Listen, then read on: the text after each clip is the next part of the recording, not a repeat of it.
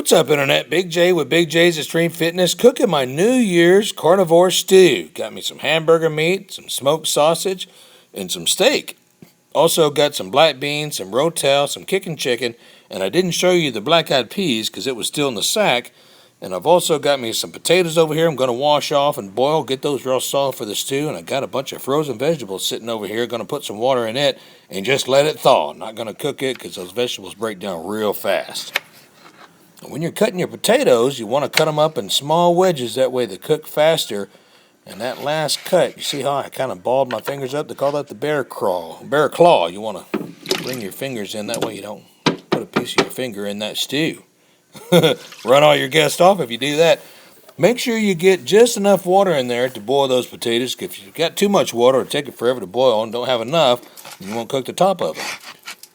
Go ahead and cut up your meat, and that's probably the first thing I'm going to cook, and then I'll pull it out of there and put it to the side and cook everything else.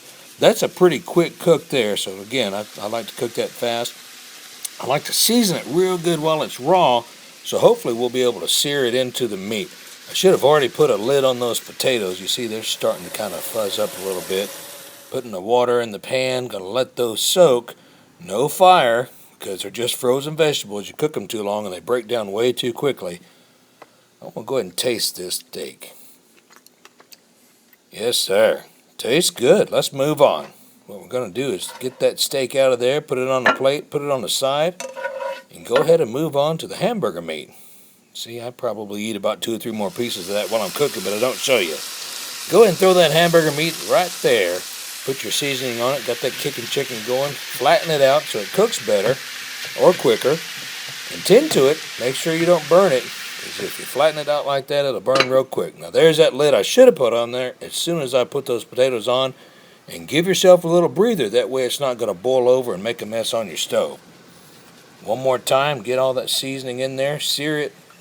Make it delicious. Now, I like to cook, or not cook, but like to poke on those potatoes every 5 minutes or so. Make sure they're getting soft enough to kind of match the consistency of the vegetables. That way one's not cooked at all and one's completely cooked. You want to make sure it's all even. Get all that hamburger meat cooked right, and then I want to open up my cans. Lost my can opener, so I'm using my P38 Army issue. That's for C rations. If you guys been in the military back in the 70s, 80s, or 90s, I don't know if you guys still use C rations. But put all your stuff in there. Mix it all together.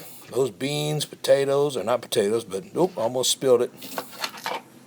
Rotel, seasoning, whatnot. And because this is pre-cooked, I'm going to go ahead and slice it up.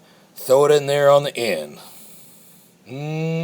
That's pecan smoked sausage.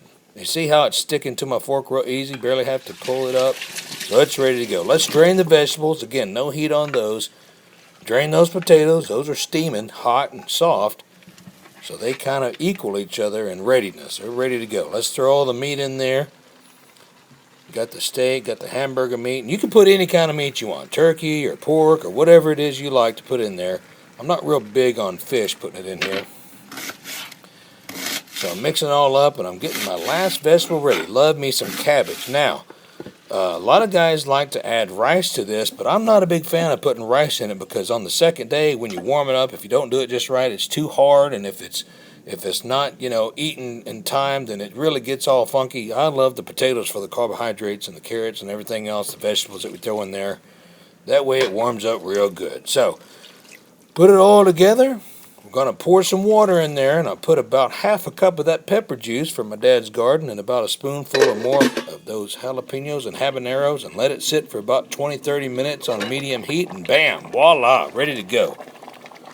That's my New Year's carnivore stew. Made good eating. I had it for lunch today too. Got me some crackers and some water. Appreciate you guys watching. Look in the description box. I'll put my playlist for some of my other cooking videos, and that makes up for dinner, lunch, breakfast, whatever you want to do, but it makes for a good 3 or 4 days. Until next time, Tent City Rules, train hardcore, and we'll see you next video.